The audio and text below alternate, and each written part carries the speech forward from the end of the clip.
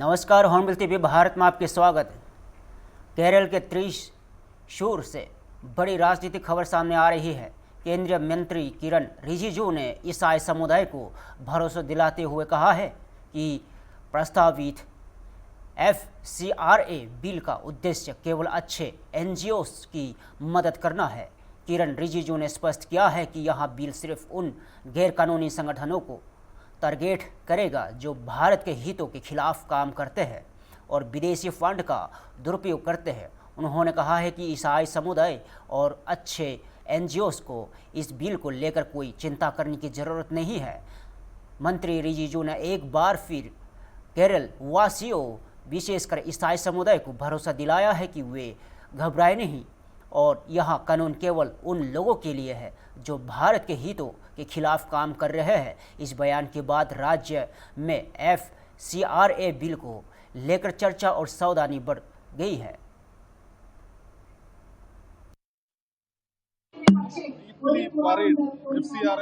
I have given full assurance. The Christian community need not worry at all. I have assured them our proposed FCRA amendment bill will only help and support the good NGO people. It will only target those illegal organizations working against India's interest and those who are illegally funding the money for wrongful purpose. So the good organizations need not worry, especially the Christian organizations. I want to give them full assurance that it will not harm genuine organizations. And yesterday I met all the church leaders, senior leaders in Thiruvananthapuram, and I have assured them now the FCRA bill is put on hold and we are going to discuss more. And I will call our state unit BJP team to Delhi after election. They will meet me, they will meet Home Minister also. So once again I assure the people of Kerala, especially the Christian organizations, don't worry for FCRA bill, because we will target those radicals, those organizations which are working against India's security, India's interests. Only they should worry. Good organizations need not worry at all. Sir, you discuss Christian organizations? Yes. I assured them, they raised their concern, and I have told them that I will meet them again, but nothing to worry, I assured them. Government will continue the bill. Bill is put on hold for now. Sir, Thank you. the FCRA bill is backfire of. It is now put on hold. We will make sure that the concerns of the Christian community are addressed, and we will give commitment that the genuine good people, genuine organizations will be fully protected. Thank you. Delhi से मनोरंजन जगत की खबरें आ रही है। लोकप्रिय web series मामला legal है, इसके के दायरे सीजन को लेकर अभिनेता रवि किशन ने खास प्रतिक्रिया दी है। रवि किशन ने कहा है कि उनकी टीम में युवा लेखक है और दूसरे सीजन को दर्शकों का काफ़ी प्यार मिल रहा है। उन्होंने दर्शकों का धन्यवाद करते हुए कहा है कि जिन्होंने अभी तक यह सीजन नहीं देखा उन्हें इससे ज़रूर दिखना चाहिए। उन्होंने यह भी बताया कि उन्हें दूसरे सीजन की लिखाई बहुत अच्छी लगी, क्योंकि इसमें मनोरंजन करते हुए भी किसी गलत दिशा में नहीं जाया गया। रवि किशन ने विशेष रूप से जिंदा किरदारों और कहानी की तहजीब की तारीफ की और अभिनेता ने बताया कि वह रोज़ दर्शकों से मिलते हैं और बातचीत करते हैं, जिससे उन्हें सीधे प्रतिक्रिया मिलती है और यह उनके लिए बहुत प्रेरणादायक है। And this is completely different. मैं पोशंपा जिन्होंने प्रोड्यूस की नेटफ्लिक्स को दिल से इसके लिए धन्यवाद देना चाहूँ। Netflix thought earlier Netflix has that image की नेटफ्लिक्स डार्क बनाएगा, ये जाएगा अलग वर्ल्ड, डार्क वर्ल्ड में जाता है। नेटफ्लिक्स को पूरे भारत में जाना था और उसके लिए एक ऐसा सब्जेक्ट नेटफ्लिक्स ने चुना।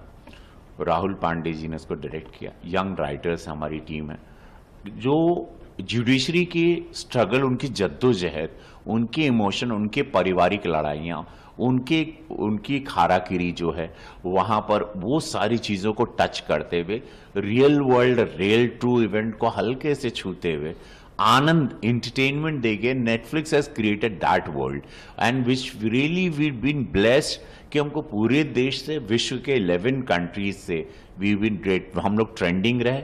रीरन में I never seen black list, if I remember, I don't know rerun में कोई शो ट्रेंडिंग में रहा, which is really a big blessing. ये नेटफ्लिक्स पे हमने हाल में देखा कि ये रीरन में आया और अचानक टॉप 3 तक हो गया था।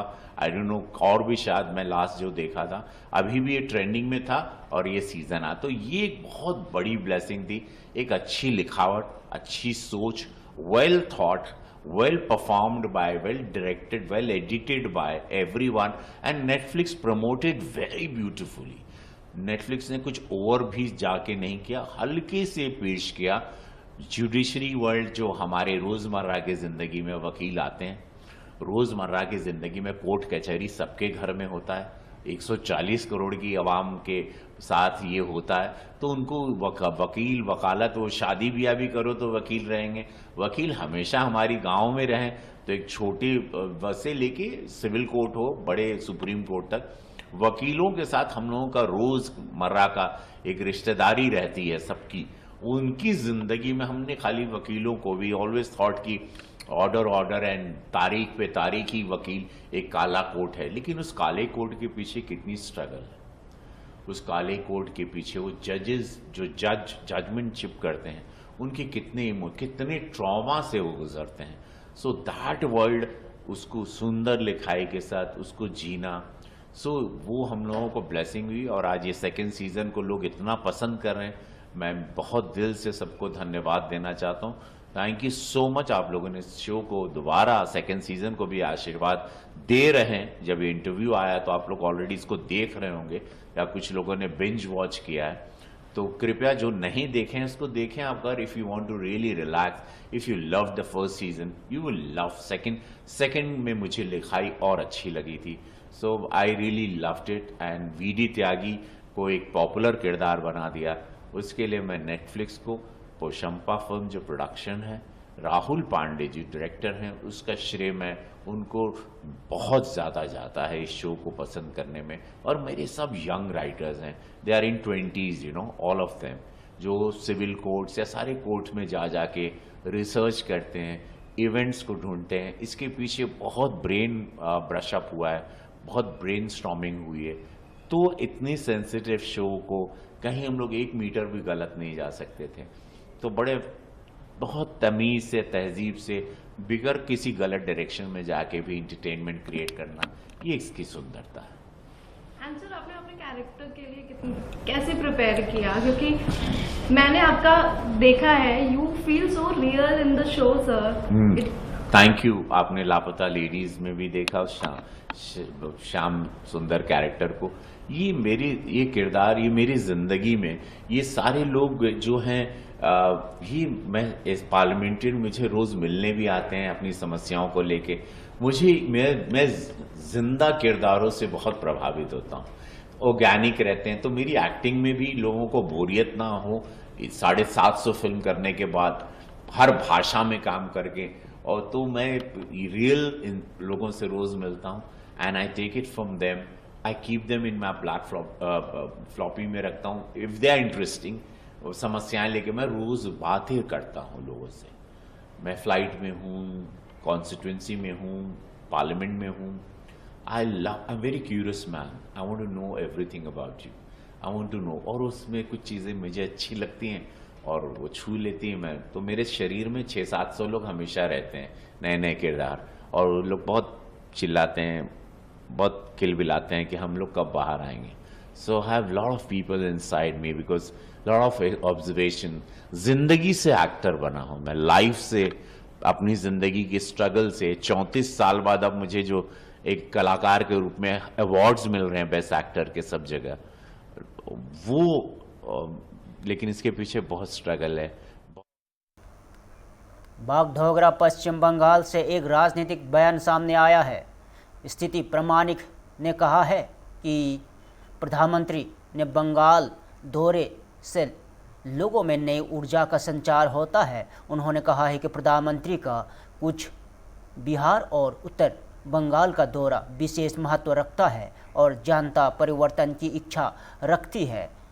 निशिंत प्रामाणिक ने आरोप लगाया कि जो व्यक्ति पिछले 5 सालों से लगातार ममता बनर्जी के साथ मंच साझा करता रहा, वही व्यक्ति किसी घटना में शामिल हुआ तो ममता बनर्जी ने कहा कि वह AIMIM का है। और प्रामाणिक ने कहा है कि जांच के बाद ही स्पष्ट होगा कि इस घटना में विकास किसका हाथ है और लेकिन यह व्यक्ति ममता बनर्जी का बेहद घनिष्ठ माना जाता है। इस बयान के बाद पश्चिम बंगाल में राजनीतिक बहस फिर गर्मा गई है और सभी दलों की नज़रें जांच रिपोर्ट पर टिकी है।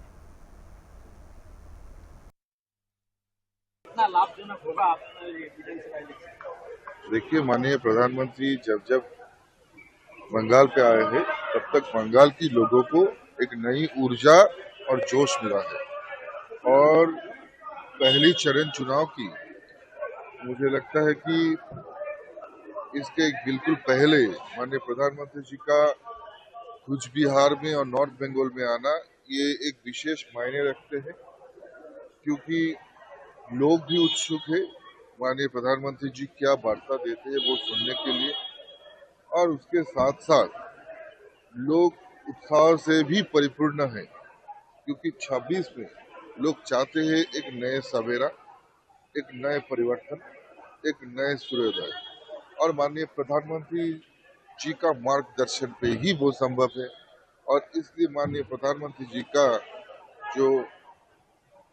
उनका जो संबोधन है वो सुनने के लिए लोग बेताब है और लोग बहुत ही उत्साहित है। मालदा में जो इंसिडेंट हुआ है वहाँ पे ममता बनर्जी एलिगेशन कर रही है कि ये प्लान्ड एक्ट है और AIMIM बीजेपी कांग्रेस से मिली भगत है, और बीजेपी जो एक फोटो पोस्ट किया है तृणमूल के साथ उसका रिलेशन था वो क्या बोला जा रहा है। देखिए, काफी हम लोगों ने मीडिया पे भी, पेपर कटिंग्स पे भी और पुराना चित्र अगर देखा जाए उसमें काफी मंच पे ये जो दुष्कृति है, ये जो कल्प्रिट है, ये पूरा मुर्शिदाबाद घटना का ये ममता दीदी के पास ही नजर आए। यानी ममता दीदी का खास व्यक्ति है। ममता दीदी इस खास व्यक्ति से ये घटना जब हो जाते हैं तब ममता दीदी कहती है ये MIM का है। ये कैसा बात हुआ, ये कैसा दोगला राजनीति है। जो व्यक्ति को ममता दीदी के अगल बगल में पिछले 5 साल हर मंच पे दिखाई दिया और वही व्यक्ति जब ऐसा घटना करते हैं तो ममता दीदी कहते हैं कि ये MIM का क्रियाकलाप है। मैं बस यही कहना चाहूंगा कि चाहे जो भी कर ले, MIM हो या जो भी हो, ये तो जांच के बाद पता चलेगा क्योंकि ये मैटर सब जुड़ाई से। लेकिन ये व्यक्ति ममता दीदी के बहुत घनिष्ठ, हर मंच पे, हर किसी जगह पे इनको ममता दीदी के साथ दिखाई दिया। व्यक्ति तो ममता दीदी का बहुत घनिष्ठ है। बीजेपी का साजिश है ये देखिए, दीदी का दोगला राजनीति का कोई भी कंपेयर नहीं हो सकता है। अगर दोगला राजनीति सीखना है तो ममता दीदी से सीखिए, क्योंकि इससे अच्छा किसी को दोगला राजनीति आता ही नहीं। तो इसके विषय में मैं कहूंगा कि जांच चल रही है और दूध का दूध पानी का पानी बहुत जल्द होने वाला। महाराष्ट्र के नासिक से बड़ी खबर है। राज्य सरकार में मंत्री गिरीश महाजन ने कुंभ मेले की तैयारियों को लेकर जानकारी दी। उन्होंने बताया कि कल मुख्यमंत्री भी नासिक में आएंगे और उनका संबोधन होगा। बैठक में पूरे देश से संत और महंत शामिल है और बैठक का मुख्य एजेंडा कुंभ मेले की तैयारी और मुख्यमंत्री के मार्गदर्शन में चर्चा करना है। और गिरीश महाजन ने कहा कि यह पहली बार है जब बैठक की इतनी बड़ी तैयारी हो रही है और मेले की तैयारियों पर विशेष ध्यान दिया जा रहा है। उन्होंने साफ सुथरे, स्वच्छ और सुंदर कुंभ मेले के आयोजन पर जोर दिया और बताया कि इसके लिए तैयारी पूरी तरह से जारी है। कल माननीय मुख्यमंत्री जी भी इसी कार्यक्रम को लेकर यहाँ पर आ रहे हैं। कल भी उनका संबोधन यहाँ पर होगा तो कुंभ मेले की तैयारी को लेकर ही लगता है बहुत सारी बातें वो भी यहाँ पर बताएंगे। पूरे देश भर से संत महंत यहाँ पर आए हुए हैं। राष्ट्रीय सभी संत जो है हमारे पूरे देश भर से यहाँ पर उनकी 3 दिन की बैठक यहाँ पर होने वाली है। 4, 5, 2 दिन 6 को समारोह है, लेकिन मुझे लगता है देश भर से बहुत सारे साधु संत महंत महामंडलेश्वर शंकराचार्य यहाँ पर पधारे हुए हैं। और विशेष रूप से कुंभ मेले की तैयारी, कुंभ मेले को लेकर जो हमारी अगली तैयारी है उसमें उनका मार्गदर्शन, उनकी सूचना, उनके ऊपर सविस्तर चर्चा इस बैठक में हुए। मुझे लगता है पहली बार ऐसे 12 साल पहले भी कुंभ हुआ था, लेकिन इतनी बड़ी तैयारी इस विशेष रूप से मतलब इतनी बैठक यहाँ पर नहीं हुई थी। इस वक्त बहुत बड़े पैमाने पर हम लोग ये तैयारी कर रहे हैं। हमारे माननीय मुख्यमंत्री जी है, हमारे पंतप्रधान है, केंद्र सरकार है, पूरा ध्यान इस कुंभ मेले के ऊपर लगा हुआ है, क्योंकि इस वक्त भीड़ बहुत ज़्यादा रहेगी। पिछले समय 2.5-3 करोड़ लोग थे, 10 से 12 करोड़ लोग श्रद्धालु जो है, भावुक जो है यहाँ पर आएंगे। इसलिए ये कुंभ स्वच्छ कैसा हो, सुंदर कैसे हो, सुरक्षित कैसा हो, इसके लिए हमारी पूरी तैयारी चल रही है। पश्चिम बंगाल के राजधानी कोलकाता से एक और बड़ा राजनीतिक बयान सामने आया है। समीक भट्टाचार्य ने राज्य की ममता बनर्जी सरकार पर गंभीर आरोप लगाया है। समीक भट्टाचार्य ने कहा है कि मुख्यमंत्री धीरे धीरे अपना रुख बदल रही है और उनके हालिया बयान समाज में तनाव पैदा कर सकते हैं। उन्होंने आरोप लगाया कि यहां बयानबाजी दंगा भड़काने की कोशिश है, जिससे जनता समझ रही है और ठुकरा देगी। उन्होंने यहां भी दावा किया कि राज्य में बहुसंख्यक और अल्पसंख्यक दोनों ही अब स्थिति को समझ चुके हैं। इसके साथ ही उन्होंने पिछले कुछ वर्षों में अल्पसंख्यक के खिलाफ हिंसा के मामलों का जिक्र करते हुए कहा है कि कई परिवार इन मामलों की सीबीआई से जांच की मांग कर रहे हैं। और हालांकि इन आरोपों पर तृणमूल कांग्रेस की ओर से क्या प्रतिक्रिया आती है, इस पर सबकी नज़रें टिकी है। और फिलहाल इस बयान से पश्चिम बंगाल की राजनीति में एक बार फिर आरोप प्रत्यारोप का दौर तेज हो गया है।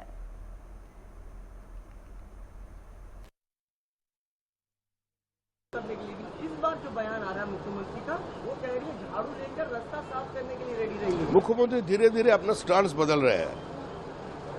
बहुत सारे क्रिकेटर ऐसा होते जो पहले शुरू से ही छक्का मारना शुरू करते, बाद में बीच में थोड़ा धीरे से बैटिंग करता है। तो अभी मुख्यमंत्री ने सोच लिया ये जो पिच पे वो खेलने के लिए उतर गए थे, पिच स्वाभाविक नहीं है, इसमें ज्यादा बाउंस है और ज्यादा टर्न है, इसलिए ममता बनर्जी भी टर्न ले रही है। मुख्यमंत्री ममता बनर्जी कह रही है कि ज्ञानेश कुमार और भाजपा एक है। इसके साथ ही वो कह रही है कि सारा ताकत उनसे ले लिया गया, नियम कानून सब ले लिए गए, और मुर्शिदाबाद हो या मालदा हो, ये जो करवा रहे हैं ये ज्ञानेश कुमार और भाजपा के तरफ से कोशिश किया जा रहा है दंगा करवाने का मुर्शिदाबाद और मालदा में।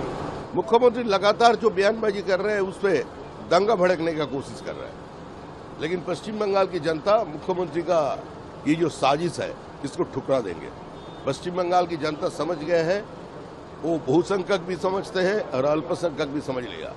इस तृणमूल का राज में अगर मरना है तो मुसलमान को ही मरना है। और पिछले 3 साल के आंकड़ा आप उठाकर देख लीजिए, ये तृणमूल कांग्रेस का कारण पश्चिम बंगाल में इतना सारे अल्पसंख्यक मारे गए हैं और सारे का सारा परिवार एकजुट होकर बोल रहा है हम लोग सीबीआई का जांच चाहते हैं और सारा निशाना, सारा उंगली तृणमूल का तरफ है। किसी केरल के राजधानी तिरुवनंतपुरम से एक बड़ी राजनीतिक खबर सामने आ रही है। केंद्रीय मंत्री जेपी नड्डा ने एक जनसभा को संबोधित करते हुए राज्य की राजनीति पर तीखा हमला बोला है। अपने संबोधन में उन्होंने लेफ्ट डेमोक्रेटिक फ्रंट LDF और यूनाइटेड डेमोक्रेटिक फ्रंट UDF पर निशाना साधते हुए कहा है कि दोनों दल केरल में एक दूसरे के खिलाफ लड़ते हैं, लेकिन दिल्ली में संसद के भीतर सहयोगी की तरह काम करते हैं। जेपी नड्डा ने दोनों गठबंधनों पर भ्रष्टाचार के आरोप लगाते हुए कहा है कि जब भ्रष्टाचार की बात होती है तो दोनों चर्चित केरल सोना तस्करी मामला का जिक्र स्वाभाविक है। उन्होंने आरोप लगाया कि इस मामले में मुख्यमंत्री के करीबी परिवार के सदस्य और कुछ अधिकारी भी शामिल रहे हैं और उन्होंने जनता से अपील करते हुए कहा है कि यदि उन्हें जनादेश मिलता है तो वे इस मामले में जुड़े सभी दोषियों को सजा दिलाने का काम करेंगे। फिलहाल इस बयान के बाद केरल की राजनीति में आरोप प्रत्यारोप तेज हो गए हैं और अब सभी की नज़रें विपक्षी दलों की प्रक्रिया पर टिकी है।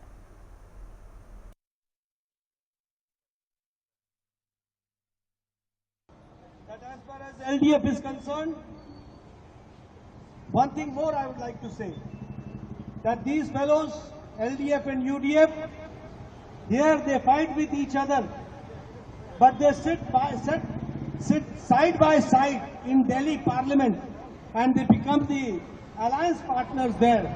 This is the double standard which we have to understand. Number two, I would like to say that both are corrupt, as I said, and both are inefficient. If I talk about corruption, I would like to talk about the gold smuggling case. It is shameful to talk that in gold smuggling case, the heat has reached and it is the Chief Minister's office which is involved. The Chief Minister's associates are involved. The Chief Minister's family members are involved. And the Chief Minister's officers are also involved. I would like to say the time is not far. You give the mandate to Rajshekharan ji and we will bring all these culprits to books. That is what I would like to share with you. फिलहाल के लिए इतना ही। ताज़ा खबर देखते रहिए home TV Bharat.